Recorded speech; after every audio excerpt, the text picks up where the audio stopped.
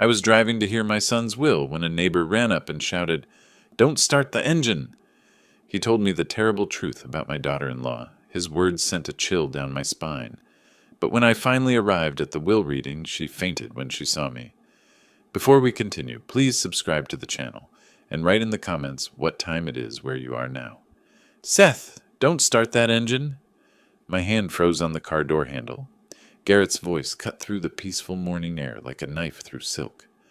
I turned to see my neighbor sprinting across his perfectly manicured lawn, still in his bathrobe and slippers, panic etched across his weathered face.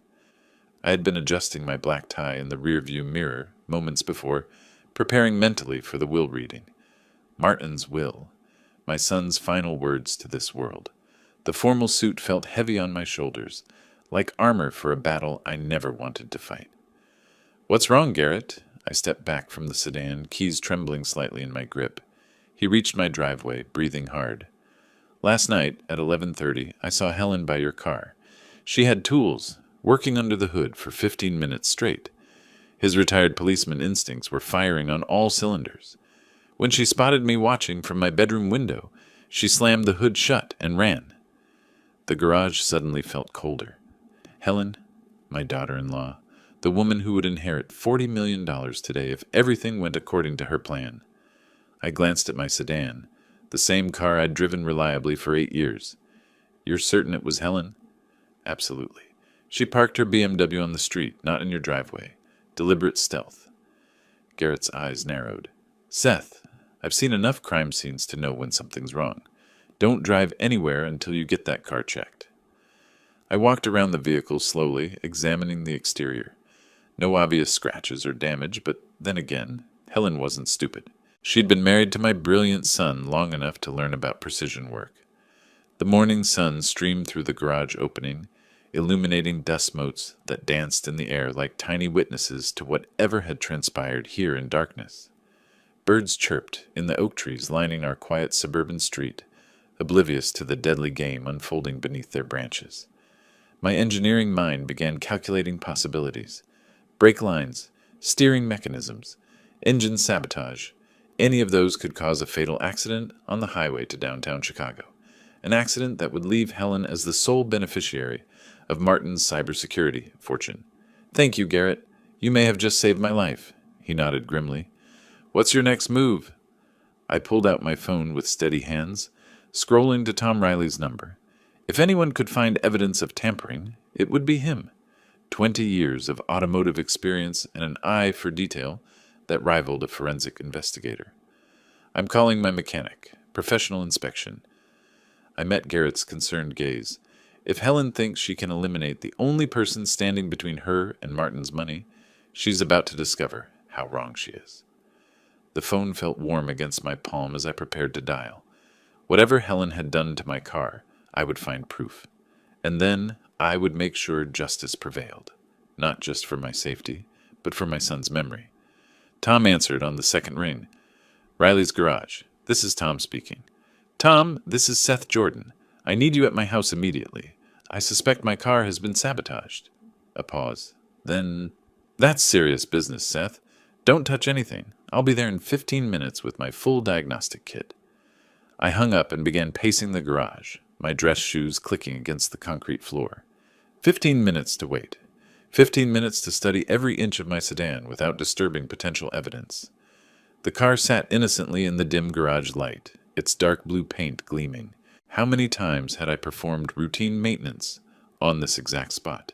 Changed oil, rotated tires, replaced air filters. Now it might be harboring something designed to kill me. Helen's face flashed in my memory, her perfectly applied makeup at Martin's funeral, tears that seemed more performance than genuine grief. She'd inherited my son's charm, but none of his integrity. $40 million was a powerful motive for murder. I checked my watch. 10 minutes remaining. The sound of a diesel engine rumbling up my driveway interrupted my thoughts. Tom's service van emblazoned with Riley's Automotive, Honest Work, Fair Prices in bold green letters, parked behind my sedan. Tom emerged carrying a substantial toolbox, his Irish accent thick with concern. "Right, Seth. Tell me everything while I set up." My neighbor witnessed my daughter-in-law tampering with this vehicle last night. She's the primary beneficiary of a substantial inheritance, and I'm the only obstacle remaining. Tom's expression darkened as he activated the hydraulic lift built into my garage floor. Aye, money makes people do terrible things. Let's see what we're dealing with. The sedan rose slowly, revealing its undercarriage like a patient on an operating table. Tom grabbed a high-powered flashlight and began his methodical examination, starting with the brake system. Someone's been here, all right. His voice carried a professional edge I'd never heard before. These cuts on the brake lines, they're clean, precise, not accidental damage from road debris. I leaned closer, squinting at the components he illuminated. How can you be certain? 20 years in this business, Seth. Natural wear creates jagged edges, fraying. This is deliberate. Surgical cuts designed to fail gradually. He traced the damaged lines with his finger, careful not to disturb them. Whoever did this knows automotive systems. The cuts are positioned to cause complete brake failure after several miles of driving. My blood ran cold. Several miles would put me on the expressway, traveling 70 miles per hour toward downtown Chicago. No brakes at that speed meant certain death. Professional work, then? Absolutely. And there's more. Tom moved to examine the steering components. Loosened tie rod ends here. Your steering would become increasingly unstable as you drove. The pieces fell into place with terrifying clarity. Helen hadn't simply wanted me dead. She'd wanted it to appear accidental. A tragic automotive failure claiming the life of an elderly man still grieving his son's death. I pulled out my phone to call a taxi. Tom, continue your inspection and document everything. I need photographs of all damage. Already on it. This evidence needs to reach the police. First, I have a will reading to attend. Helen expects me to die on the way there. Instead, I'm going to watch her face when I walk through that conference room door. The taxi pulled up as Tom finished photographing the sabotage evidence. I slid into the back seat, briefcase in hand, my formal attire now feeling like battle armor. Downtown law firm on LaSalle Street, I told the driver, providing the exact address. Important meeting? He glanced at me in the rearview mirror as we pulled away from my suburban neighborhood. The most important of my life. As we transitioned from quiet residential streets to busy thoroughfares, I allowed myself to process the full scope of Helen's plan. She'd calculated everything, the timing, the method, the appearance of accident. $40 million represented freedom from financial worry for multiple lifetimes.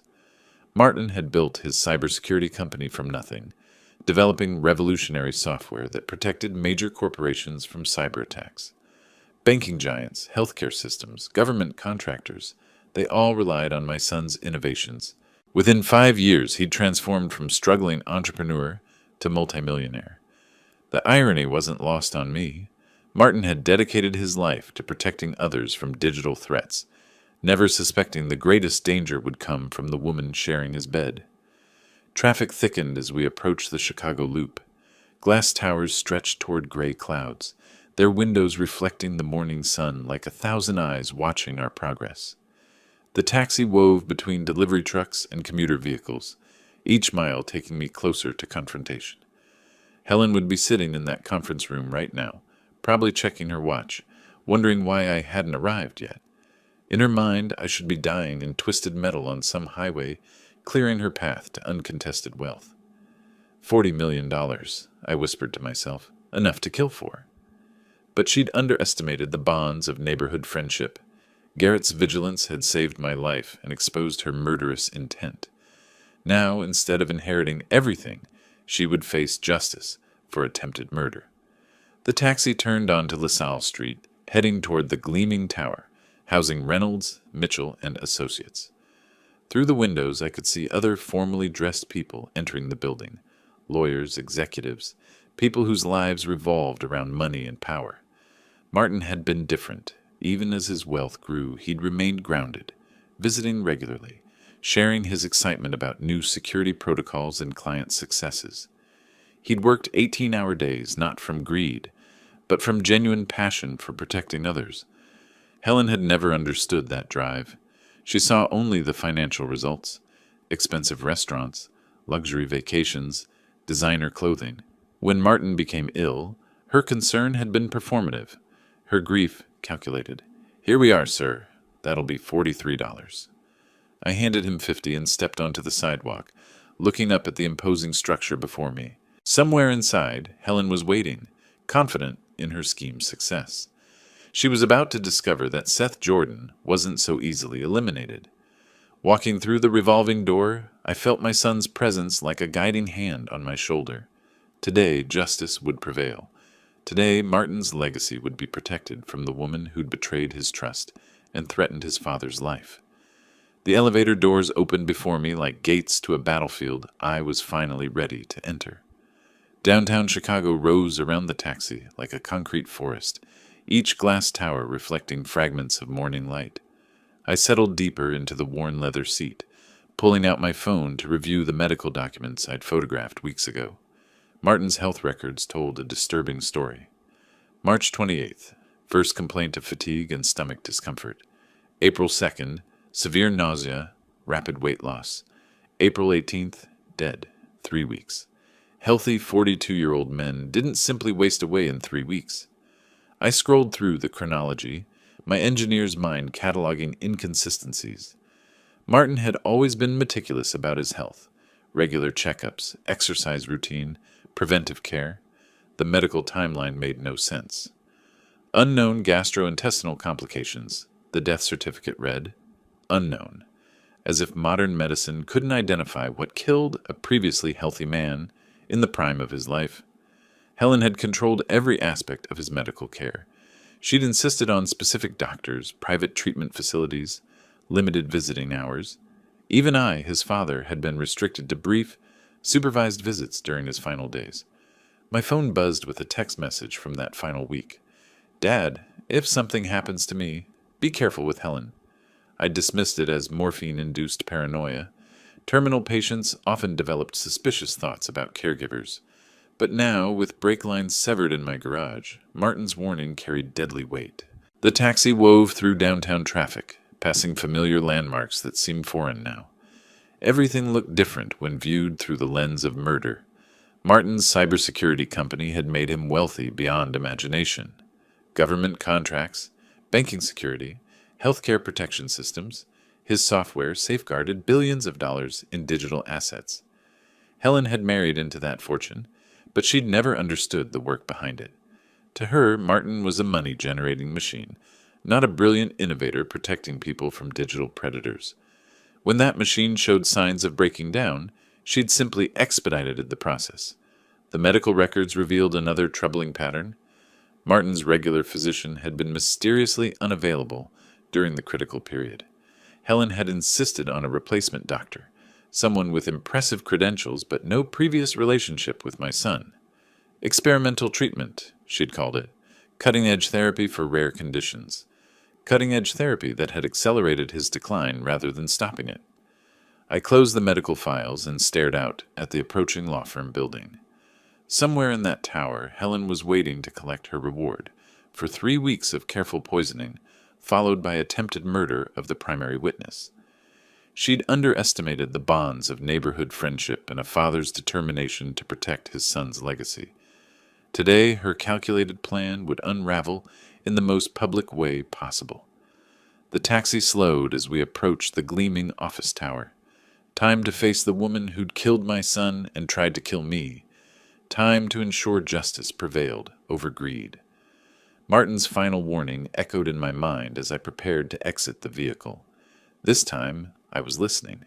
The elevator carried me to the 47th floor with mechanical precision, each ascending floor marking another step toward confrontation. Reynolds, Mitchell and Associates occupied prime real estate, panoramic views of Lake Michigan through floor-to-ceiling windows, marble floors that reflected expensive lighting fixtures, leather furniture that whispered of wealth and power.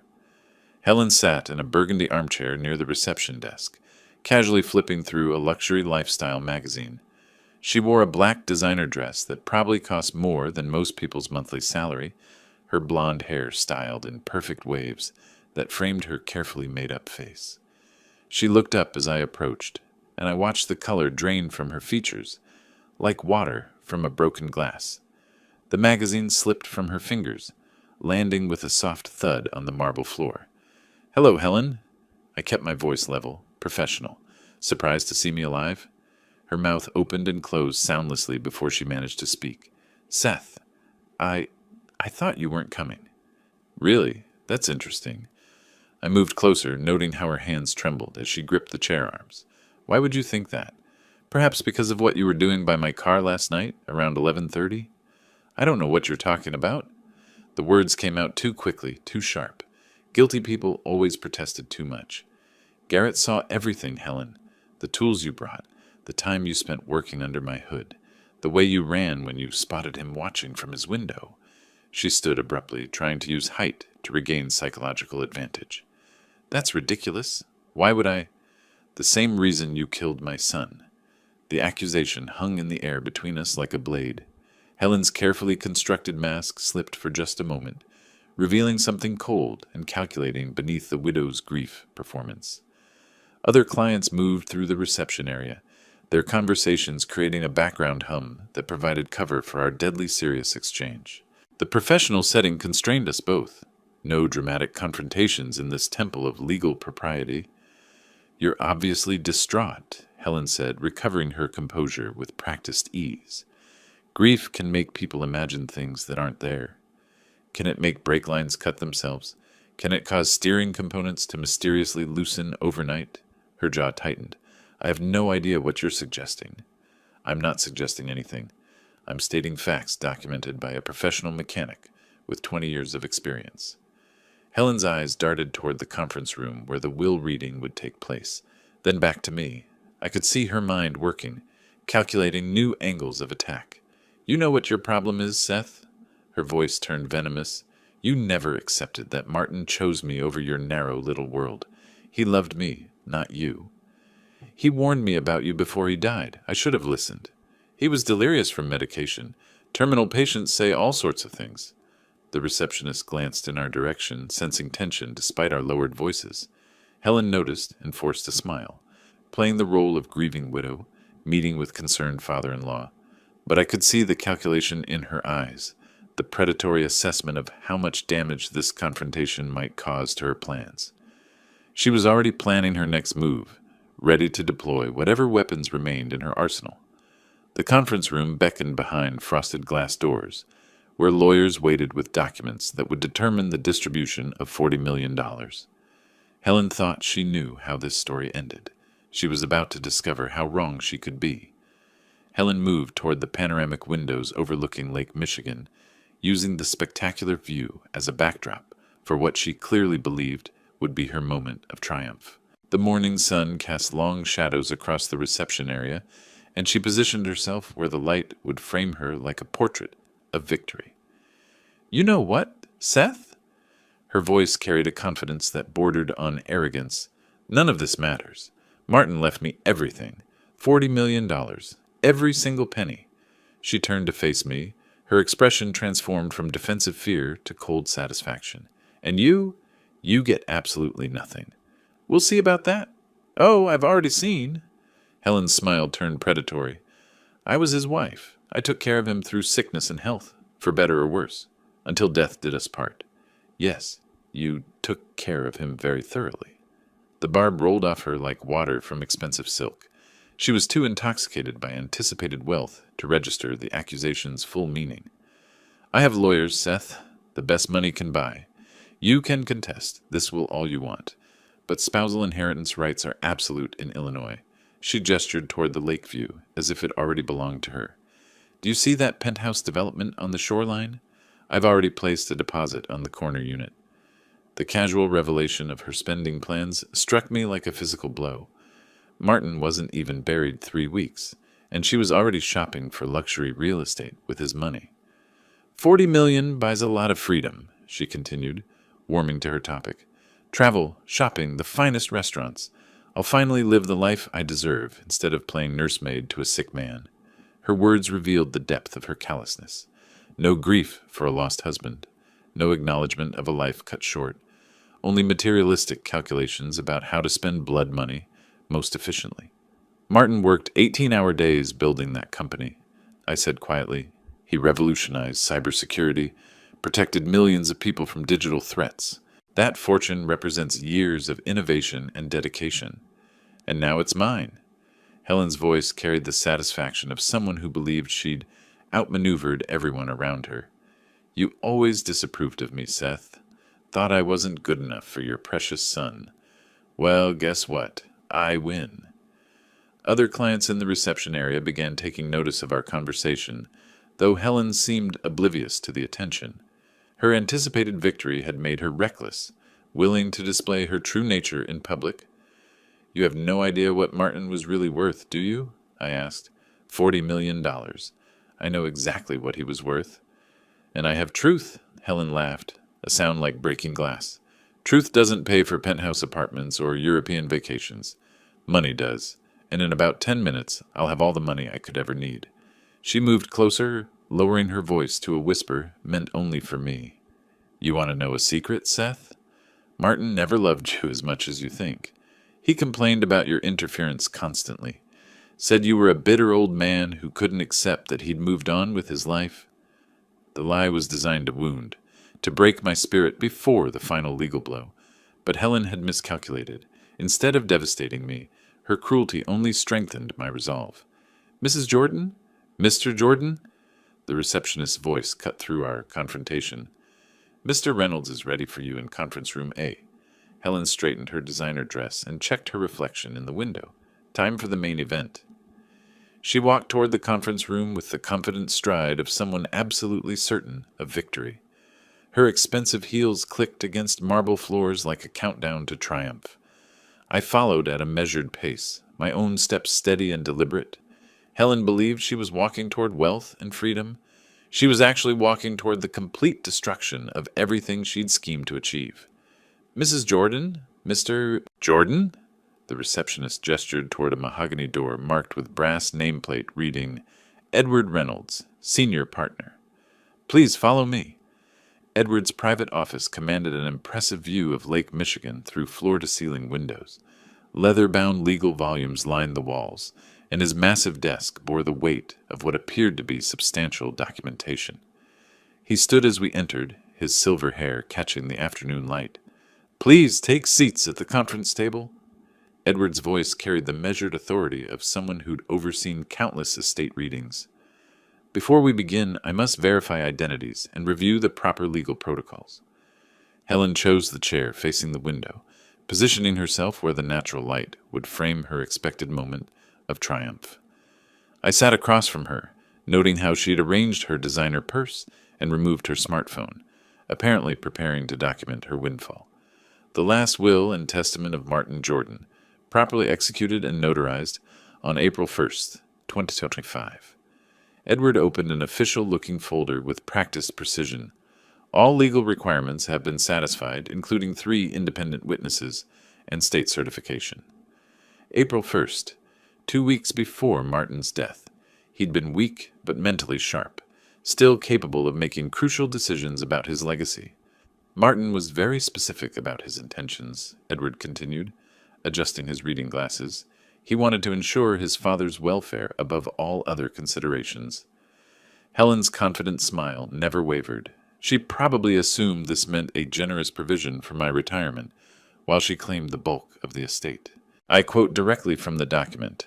I hereby leave my entire estate, valued at approximately $40 million, including all assets, properties, investments, and business holdings, to my father, Seth Jordan, in recognition of his lifelong guidance and support. The words hit Helen like a physical blow. Her face went ashen, and she gripped the edge of the conference table as if the room had suddenly tilted. What? The word escaped her lips as barely a whisper. That's impossible. Edward continued reading with professional detachment. Furthermore, Martin included a personal addendum to be shared specifically with you, Seth. He withdrew a sealed envelope from the folder. In his own handwriting, Dad, be careful with Helen. I believe she may try to harm you to claim the inheritance. Trust your instincts about her true nature. The letter trembled in my hands as I read my son's final warning. He'd known. Despite his illness, despite Helen's careful performance, Martin had seen through her facade and taken steps to protect me. Helen stared at the documents as if they were written in a foreign language. This can't be legal. I'm his wife. Spousal inheritance rights are superseded by properly executed testamentary documents, Edward interrupted calmly. Illinois law permits testators to distribute their estates according to their wishes, provided all legal requirements are met. But $40 million, Helen's voice cracked with disbelief, goes entirely to Mr. Seth Jordan, as clearly specified in multiple places throughout the document. I watched Helen's carefully constructed world collapse in real time.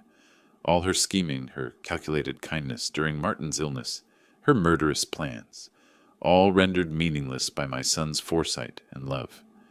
Martin had seen her true nature and protected me from beyond the grave. Helen's hands shook as she reached toward the documents, as if touching them might change their content. Helen's shock crystallized into pure rage.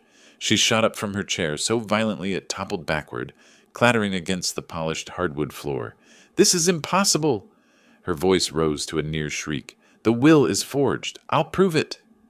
Edward remained seated, his calm professionalism a stark contrast to her hysteria. The document was notarized and witnessed by 3 independent parties, including Martin's personal physician and longtime business associate. "I don't care." Helen lunged across the conference table, her manicured fingers clawing toward the legal documents. "Give me those papers." Edward smoothly gathered the documents and moved them beyond her reach. "Mrs. Jordan, please compose yourself. These are certified copies. The originals are secured in our vault." Helen's facade had completely shattered.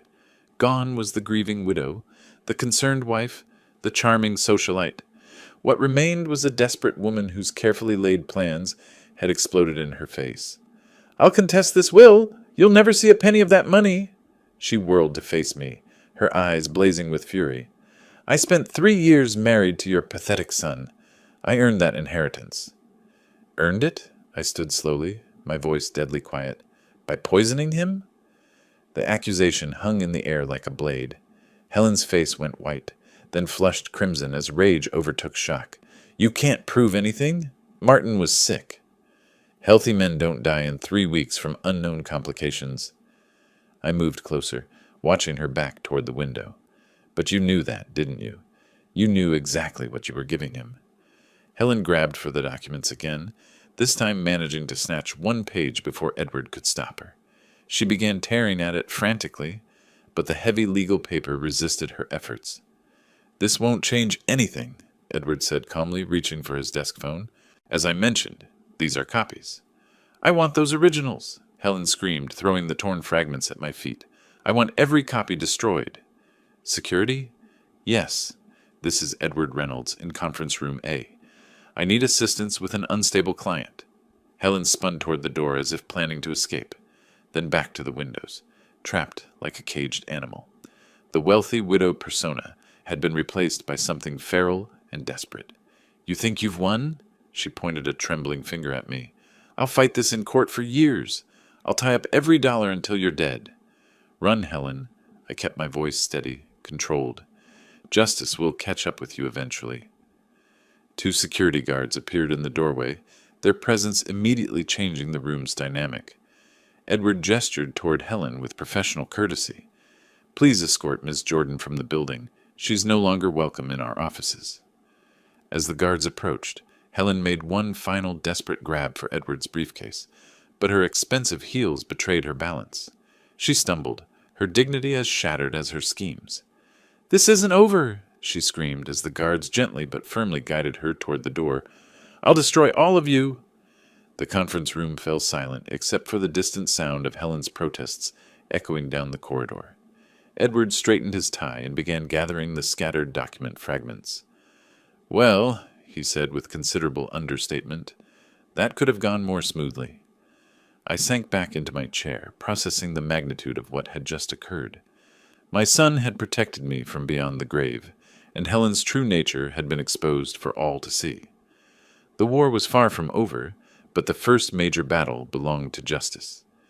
Edward closed the conference room door and returned to his desk, the professional calm settling back over his office like dust after a hurricane. He methodically arranged the scattered legal documents, his movements precise despite the chaos Helen had attempted to create. "I must apologize for that outburst," he said, straightening his jacket. "In 30 years of estate law, I've rarely witnessed such a violent reaction to testamentary proceedings. She expected to walk away with $40 million. I remained seated, processing the emotional whiplash of the last hour. That's a powerful motivation for delusion. My phone buzzed against the conference table. Tom Riley's name appeared on the screen, and I remembered his promise to complete his automotive investigation. Tom, what did you find? Seth, you need to hear this. His Irish accent carried urgency that made my pulse quicken. This wasn't just sabotage. This was attempted murder with professional-grade execution. Edward looked up from his document organization, clearly hearing both sides of the conversation in the quiet office. Explain exactly what you discovered.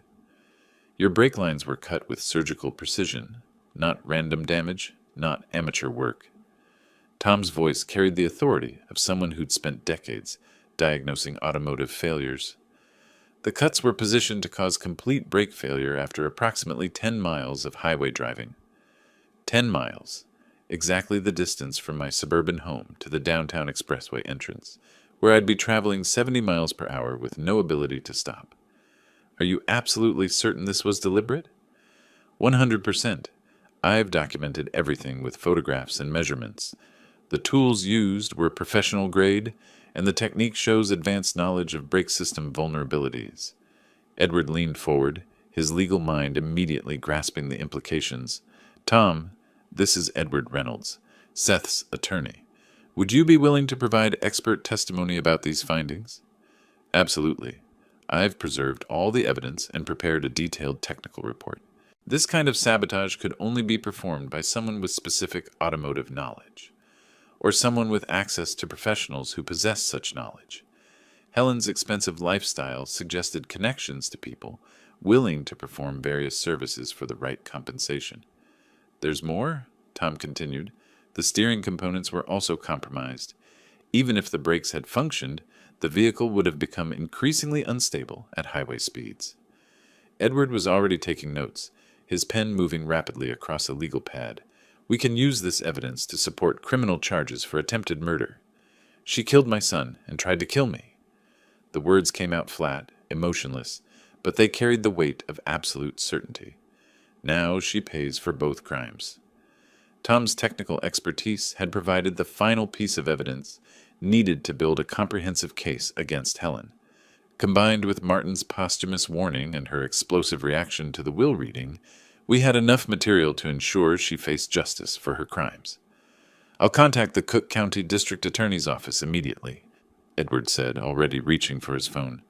Between the inheritance fraud attempt and documented evidence of attempted murder, Helen Jordan is going to face serious criminal charges.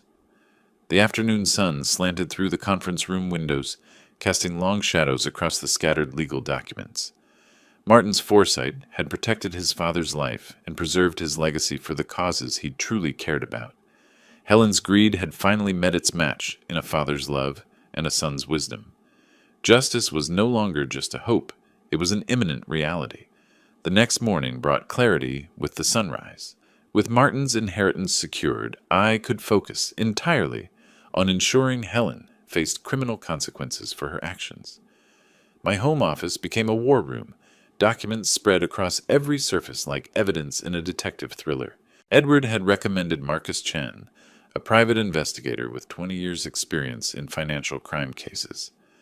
We met that afternoon in a downtown coffee shop, his weathered face showing the kind of skepticism that came from seeing too much human greed. Mrs. Jordan has accumulated substantial credit card debt, Marcus reported 3 days later, sliding a manila folder across my kitchen table. Over $200,000 in the past 18 months.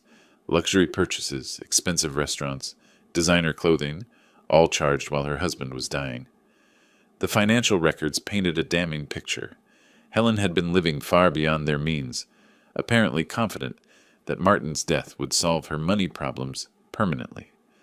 Dr. Sarah Williams, the medical expert Edward had consulted, arrived on the 4th day with her analysis of Martin's medical records.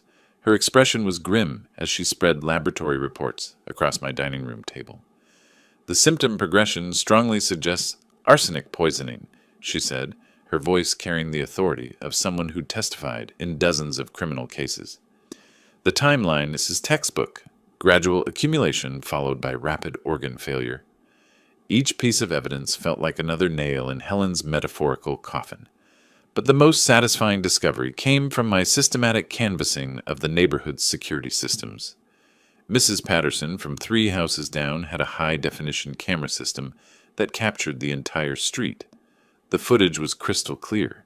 Helen's BMW arriving at 11:47 p.m., her figure moving deliberately toward my garage, the tools glinting in the streetlight. Camera 3 shows her clearly working under your car hood. The security company technician confirmed, freezing the frame at the perfect angle. Timestamp is exact, and the resolution leaves no doubt about identity. By the 5th day, I had assembled an overwhelming case against Helen. Financial motive, means, opportunity, and expert testimony all pointed toward her guilt in both Martin's murder and the attempt on my life. Tom's mechanical analysis remained the crown jewel of evidence, professional sabotage designed to cause fatal accidents, documented with photographs and technical specifications that would convince any jury. I sat in my study that evening, surrounded by folders containing Helen's financial desperation, medical evidence of Martin's poisoning, security footage of her sabotage attempt, and expert testimony supporting every accusation.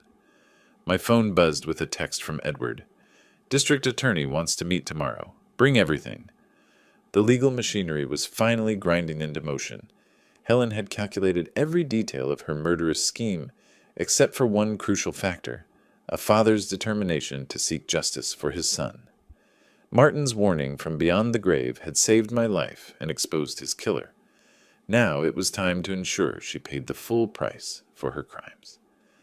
I gathered the evidence files into my briefcase, preparing for what would be Helen's final day of freedom. Helen's house sat in an affluent suburb 20 minutes from downtown Chicago, its manicured lawn and circular driveway showcasing the lifestyle she'd been desperate to maintain. 2 luxury cars gleamed in the morning sun, a BMW and a Mercedes, both likely financed with credit she couldn't afford. I parked across the street and walked deliberately to her front door, carrying the manila envelope that would end her freedom forever. The court documents felt substantial in my hands. Arrest warrants, civil lawsuit papers, and a comprehensive evidence summary that detailed every aspect of her criminal conspiracy. Helen answered the door in an expensive silk robe, her hair perfectly styled despite the early hour. When she saw me standing on her doorstep, the color drained from her face like water from a broken glass. "What do you want?" Her voice carried a tremor that belied her attempt at confident indignation. "Official court summons for attempted murder charges." I handed her the envelope with ceremonial precision. Also included are civil lawsuit documents for inheritance fraud and emotional distress. She stared at the papers as if they were written in hieroglyphics. "You can't prove anything. This is harassment." Video footage from 3 different security cameras showing you sabotaging my vehicle. Technical analysis from a certified automotive expert. Medical testimony indicating arsenic poisoning. Financial records showing your $200,000 debt motive. Each piece of evidence hit her like a physical blow. Helen clutched the doorframe for support, her expensive facade crumbling in real time. "The district attorney has accepted the case for prosecution," I continued with professional calm. "Trial date is set for next month. I thought you deserved personal notification. I'll destroy you in court." She stepped forward aggressively, but her silk slippers on the marble threshold made the gesture pathetic rather than threatening. "You'll never prove I hurt Martin. Dr. Sarah Williams will testify about arsenic poisoning symptoms. Marcus Chen will present your financial desperation. Tom Riley will explain how professional automotive sabotage works." I kept my voice steady, letting the facts speak for themselves. The evidence speaks quite clearly. Helen's eyes darted around her expensive neighborhood, perhaps calculating whether any neighbors were witnessing her public humiliation. The morning sun highlighted every line of panic etched across her carefully maintained features. "You think you've won?" Her voice rose to a near shriek. "I'll appeal everything. I'll tie this up in court for years." "You already destroyed yourself, Helen. This just makes it official." She clutched the legal documents against her chest like armor that might somehow protect her from the consequences of her actions. But we both knew the truth. Her carefully constructed world was collapsing, and no amount of designer clothing or expensive lawyers could rebuild it. "Martin warned me about you," I said quietly. "I should have listened sooner." Helen slammed the door with enough force to rattle the expensive glass panels. Through the window, I could see her sinking onto the marble floor, still clutching the papers that would send her to prison. I walked back to my car with measured steps, feeling the weight of Martin's presence like a guiding hand on my shoulder. Justice was no longer a distant hope. It was an unstoppable legal machine grinding toward its inevitable conclusion. 3 weeks later, Judge Patricia Morrison delivered the verdict that echoed through the packed Chicago courtroom. "Helen Jordan, you are hereby sentenced to 15 years imprisonment without possibility of parole for attempted murder and inheritance fraud." The gavel's final strike marked the end of Helen's freedom and the beginning of true justice for Martin's memory. I stood as reporters surged forward, their questions blending into a cacophony of vindication. "Justice has prevailed," I told the gathered media outside the courthouse steps. "My son can finally rest in peace, knowing his killer has been held accountable."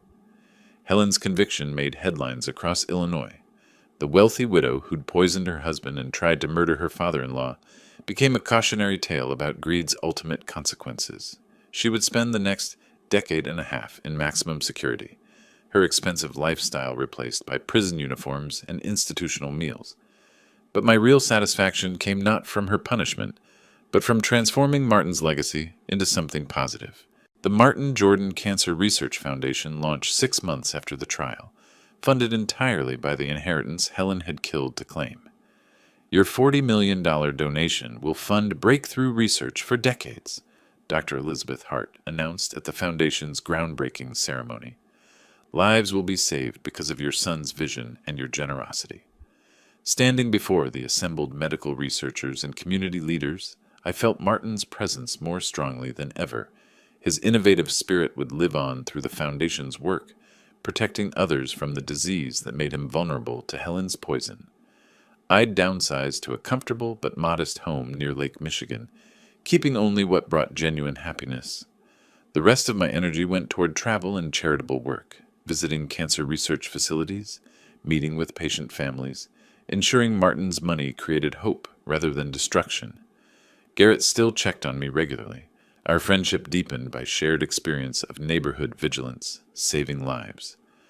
Tom had become more than a mechanic. He was a trusted ally who'd helped expose attempted murder through professional expertise. Edward handled the foundation's legal affairs, ensuring every dollar reached its intended purpose. We'd built something lasting from tragedy, transforming Helen's greed into a force for healing and discovery. 1 year after the trial, I visited Martin's grave with news of the Foundation's first research breakthrough, a promising treatment protocol that might save hundreds of lives annually. "Son, I kept my promise," I whispered to the granite marker bearing his name. "Your killer faced justice, and your legacy helps others fight the battle you couldn't win." From tragedy had come purpose. From loss had emerged hope. Helen's attempt to destroy our family had instead created something beautiful and enduring, a testament to love conquering greed, justice prevailing over evil, and a father's determination to honor his son's memory. The inheritance she'd killed, for now, funded the research that might have saved Martin's life. In the end, that seemed like the perfect form of poetic justice. If you liked this story, please like this video, subscribe to the channel, and share your impressions of this story in the comments. To listen to the next story, click on the box on the left. Thank you for watching.